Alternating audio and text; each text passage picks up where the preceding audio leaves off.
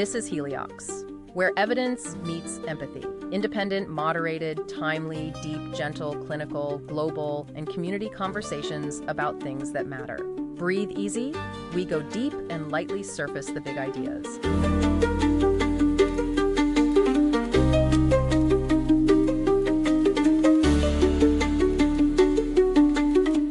Okay, let's try and unpack this because, wow, over 5,400 of these zones exist right now. Yeah. Honestly, that number it stopped me in my tracks. It's pretty staggering when you think about it. And get this, 1,000 of those, just 1,000 have popped up in the last decade alone. Mm-hmm. We're talking special economic zones, free ports, tax havens, all these kinds of pockets carved out within countries, right? With different rules. Different rule sets. It really makes you rethink the usual story we hear about globalization, the idea that it's all about connection and breaking down borders. Well, yeah, because while we often picture globalization as this seamless web, right, the sheer number of these zones suggests something else is happening too.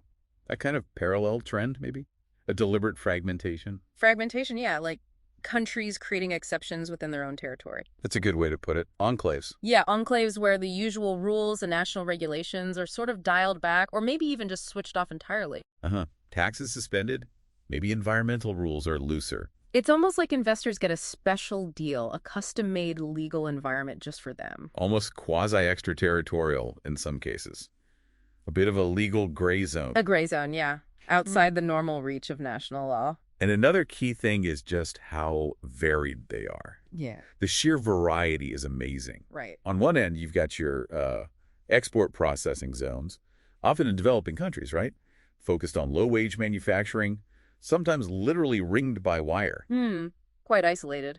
Then, way over on the other end of the spectrum, you find these super secretive tax havens. Yes, the ones we hear about. The places where big corporations go to, well, manage their tax bills. And the scale of that, the financial side, it's just mind-boggling. It really is. We're talking something like $70 billion a year lost tax revenue just for the U.S. Just the U.S., yeah. Correct. From companies shifting profits. And globally, maybe $8.7 trillion hidden away in offshore tax shelters. Trillion. It's hard to even grasp that number.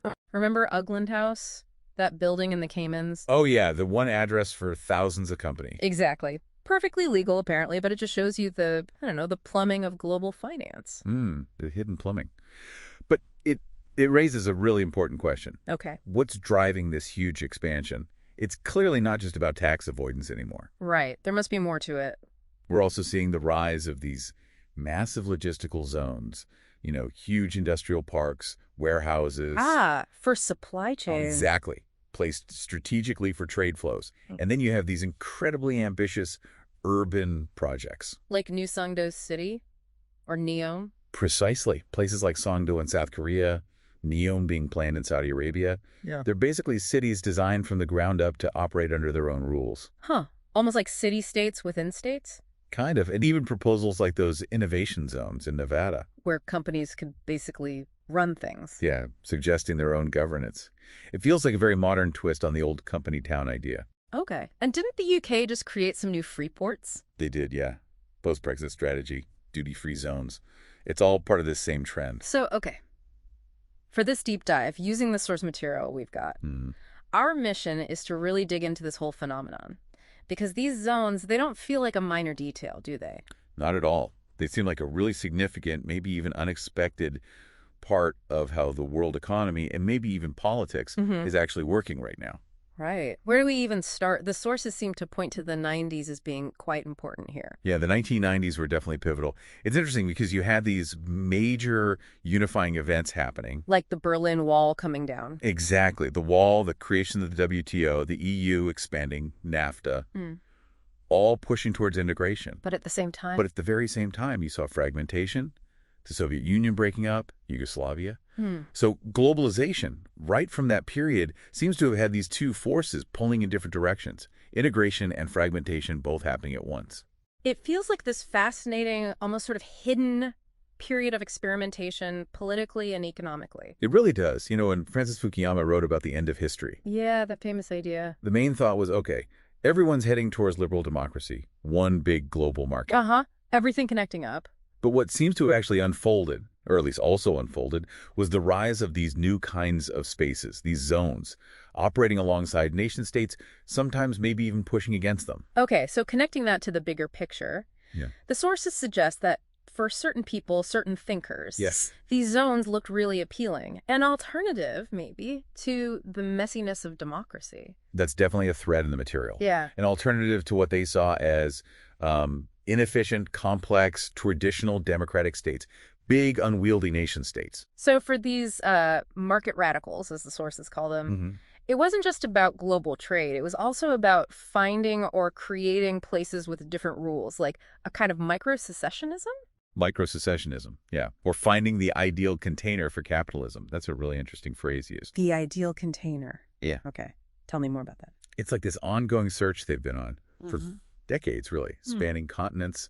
You look at Hong Kong, then maybe London Docklands, Singapore. Right. Even these much more, let's say, experimental or ideological projects, like in apartheid South Africa, weirdly enough, or now even thinking about governance in the metaverse. Wow. Okay, so the core idea is What? a super adaptable, mobile place for capital. Pretty much a platform for capital that's shielded from, well, what they see as interference, democratic oversight, regulation, taxes. And Hong Kong seems really key here as an early model. Absolutely crucial.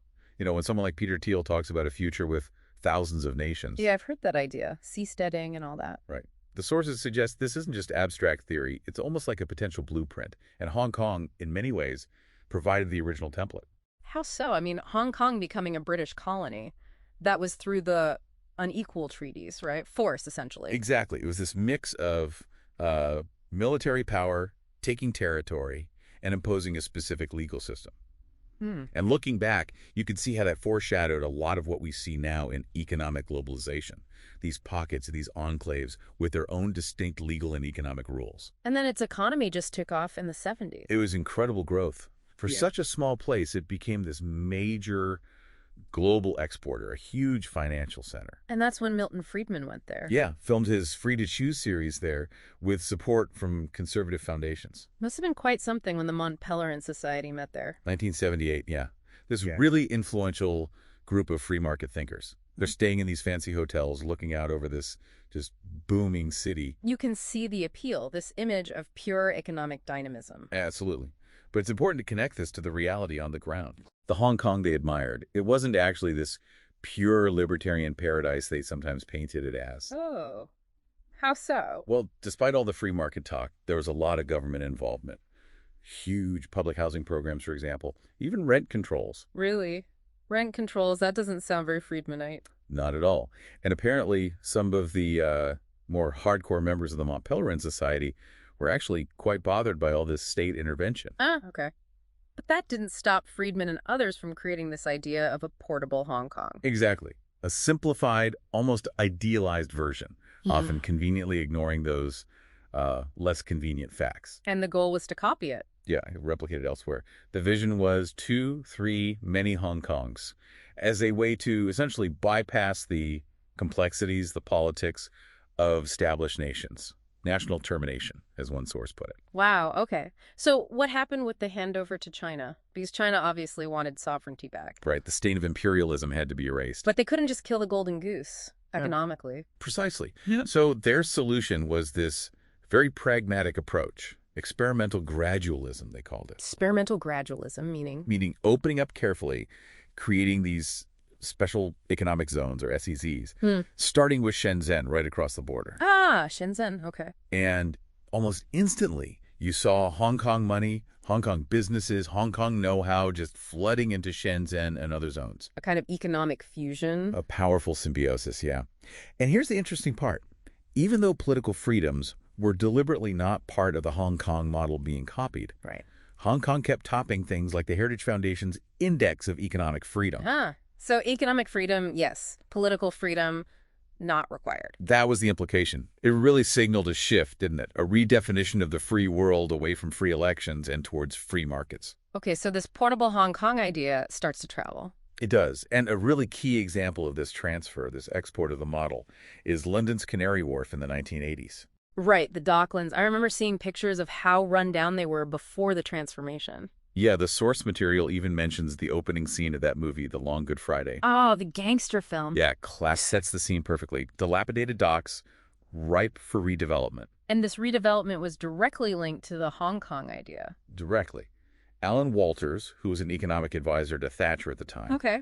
he explicitly praised Hong Kong's freedom, specifically highlighting the lack of democratic constraints as being good for the economy. Wow. So democracy seen as an obstacle. In that view, yes. And Canary Wharf, this huge real estate project, skyscrapers shooting up, it became the physical embodiment of that thing. And the government rolled out the red carpet for developers. Big time. Really cheap land, promises of major infrastructure investment like the Docklands Light Railway. It became such a symbol, didn't it, of the UK shifting away from industry towards finance. A massive symbolic shift. Yeah. But it wasn't without a fight. Remember Margaret Thatcher's battle with the Greater London Council, the GLC? Oh, yeah. Ken Livingstone and all that. She abolished it, didn't she? She did. And partly the conflict was because the GLC had this very different, more socialist vision for London's development, which clashed completely with the rise of these deregulated zones like Canary Wharf. So, connecting the dots, you see public land getting privatized. Huge tax breaks given to Canary Wharf to lure businesses in. It was even called a neoliberal Zion by some. Yeah, and funded partly through a visa scheme, a sort of precursor, the golden visas, targeting overseas investors for economically distressed areas using a cleverly gerrymandered enterprise zone map. And inside Canary Wharf itself, it wasn't quite public space, was it? No, it's a POP, privately owned public space, which means its own security, its own rules about protests or assembly. Limited rights. And it worked in terms of attracting finance. It quickly became this huge concentration of banking power, even started to rival the traditional city of London. And this highlights another trend, right? British land ending up owned by wealthy foreign individuals or sovereign wealth funds. Absolutely. It's a stark contrast when you think about Thatcher's right to buy scheme for council houses. Which was supposed to create a property-owning democracy. But arguably ended up turning housing into more of a speculative asset, contributing to a decline in overall homeownership later on. And people resisted this. The People's Armada. Yeah, that image of boats protesting on the Thames against the development, Yeah. it really captures that sense of local communities feeling pushed aside by this wave of finance capital, this lost ark of capitalism, as the source puts it. Lost Ark. Powerful image. Okay, so that leads us to another really key place in this story. Singapore. Yes. Singapore, another major metropolis that really captured the imagination of these market radicals. I remember hearing politicians even recently suggesting Singapore as a model. Like, post-Brexit UK should be more like Singapore. Thatcher herself suggested it. And China, too, has been very open about wanting to learn from Singapore. It's such a strange place, though, isn't it? Tiny city-state, very successful economically, but how do you define it? Exactly. Is it a welfare dictatorship? Is it laissez-faire? Is it authoritarian? It seems to be a mix of things. So what's the Singapore solution, then? Well, the core idea seems to be using state power, quite strategically, to find a niche in the global market. By essentially plugging into multinational corporations, making the country incredibly attractive for foreign investment. Its port is key, hyper-efficient, making the whole world its economic backyard, its hinterland. And a big focus on attracting talent. Huge focus on foreign talent, yes. Though sometimes a bit of a differential approach, maybe less welcoming to lower-skilled foreign workers compared to the highly skilled. And democracy, what's the situation there? Well, the source material calls the commitment to Western-style democracy thin. Thin, okay. I mean, the same party, the People's Action Party, or PAP, has been in power pretty much since independence. Wow. And there are definite restrictions on things like public protest, freedom of the press. How do they justify that? Often through appeals to pragmatism. This works. It delivers stability and prosperity. And also through this concept of Asian values.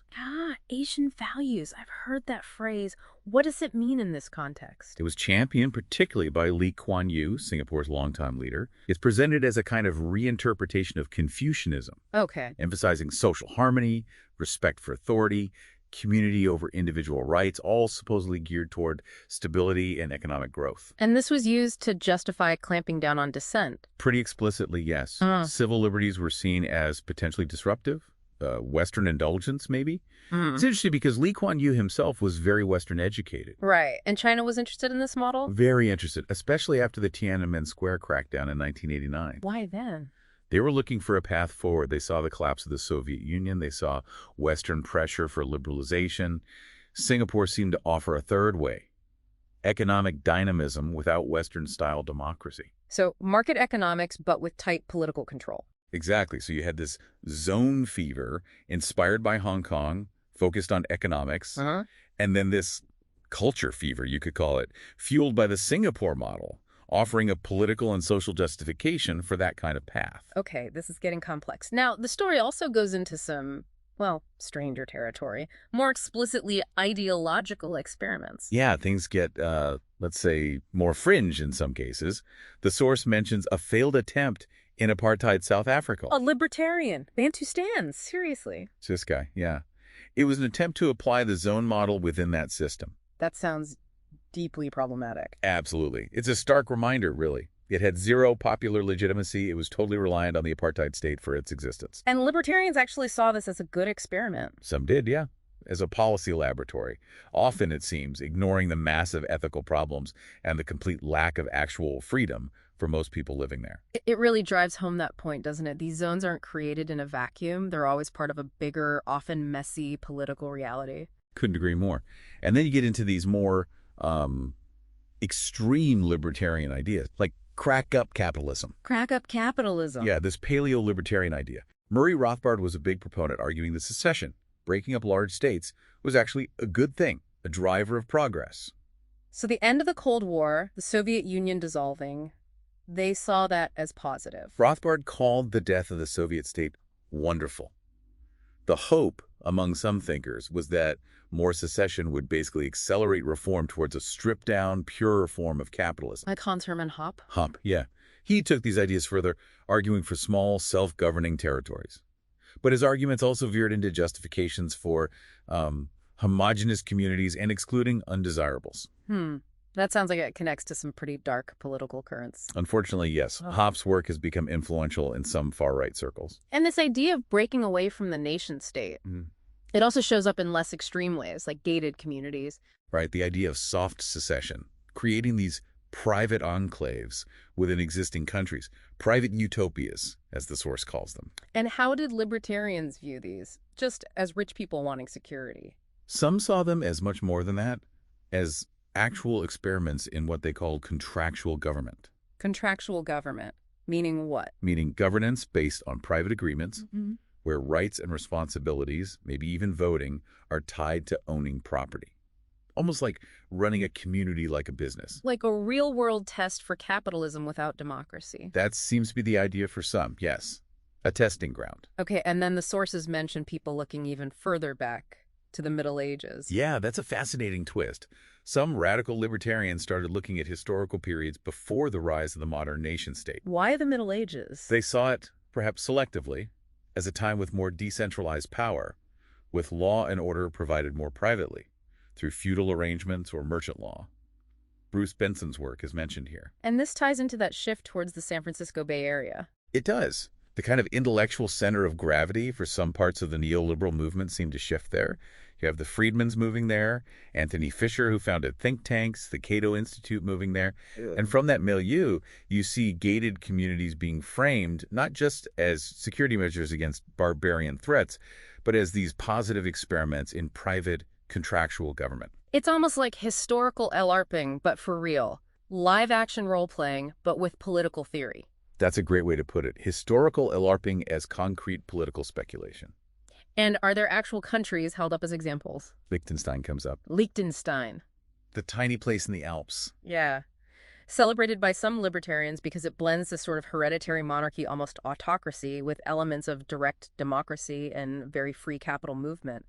Plus, crucially, its constitution actually allows municipalities the right to secede. Wow, a right to secede baked in. And the prince himself, Hans Adam II, seems to view the country in very transactional terms. The source mentions him saying he'd consider selling it to Bill Gates if the price was right. Selling the country. Okay. It highlights the perspective.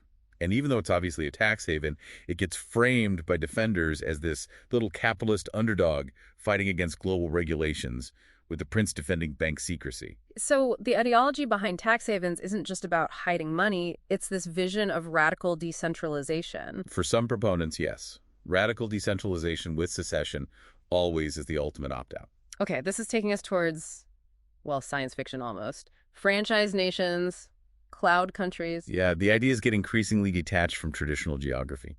Bruce Sterling's sci-fi novel Islands in the Net is mentioned as capturing some of this vibe early on. And someone actually looked at Somalia, a stateless Somalia. Michael Van Nauten, yeah. He saw the collapse of the state there, maybe controversially, as a potential glimpse into a future of decentralized private governance emerging from chaos. There were even tiny experiments like the Auto Roads Company or the micronation Remotia. Wild. But then you have a very real, very powerful example emerge. Dubai. Dubai is huge in this context. It became this magnet for market radicals. Why Dubai specifically? Well, no income tax, no trade unions, no real political opposition. It ticked a lot of boxes. Apparently Friedman himself wasn't that impressed, but for anarcho-capitalists and others, it looked very appealing. And it became this patchwork, right? Different zones within the city. Exactly. A patchwork of regulatory and legal bubble domes, each with slightly different rules for finance, media, tech, whatever. And then Dubai started exporting its model. Yeah, through its state-owned enterprises like DP World managing ports globally and Jobsa International setting up free zones elsewhere, basically franchising the Dubai model overseas, globalizing the zone. But Dubai also faces a lot of criticism, right? Human rights, treatment of workers. Absolutely. Significant concerns are raised in the sources, which contrasts sharply with how some figures, like Curtis Yarvin has mentioned, might view it more favorably through a lens of appreciating order over liberty. It connects back to that idea of sovereign individuals, doesn't it? It does.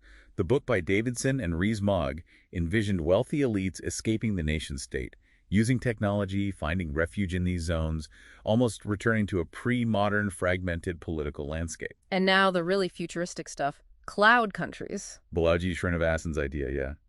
Building new political entities online first, a land-last approach. Online first, how does that work? The emphasis is on scalability, attracting users globally through a digital platform, offering governance as a service. He talks about 100% democracy, meaning purely opt-in, you join if you like the rules. But it's more like corporate governance, right? Owning shares instead of land. Essentially, yes. A corporate model for a city or state. Are people actually trying this? There are attempts.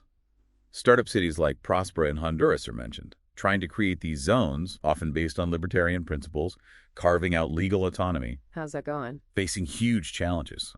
Local resistance, political backlash. It's proving very difficult to implement capitalism without democracy when there are existing populations and political systems. So all these different zones, from Shenzhen to Dubai to Prospera, they're connected somehow. They are, often through the web of international trade law and investment treaties. That provides a kind of overarching framework. And despite all the talk about deglobalization sometimes, these zones are still spreading. The sources suggest that absolutely are. China keeps building them, domestically and abroad through the Belt and Road Initiative. Post-apartheid South Africa embraced them. India, Hungary. Even the traditional financial center, the City of London, is pivoting towards things like cryptocurrency, creating new kinds of regulatory spaces. And Peter Thiel, who we mentioned earlier, his views changed. Yeah, his view on China seems to have shifted, seeing it less as a simple competitor and more as embodying a kind of convergence, this winner-take-all capitalism, combined with jurisdictional competition between states and zones. And that final metaphor, the zone as a lifeboat or a cruise ship. Yeah, highlighting the inequality. A lifeboat for the rich, maybe. Or a cruise ship with clear hierarchies, dependent on low-wage service labor, often with different legal statuses for different people on board, and quite vulnerable, as events like the pandemic showed. Okay, so wrapping this up, what's the big takeaway?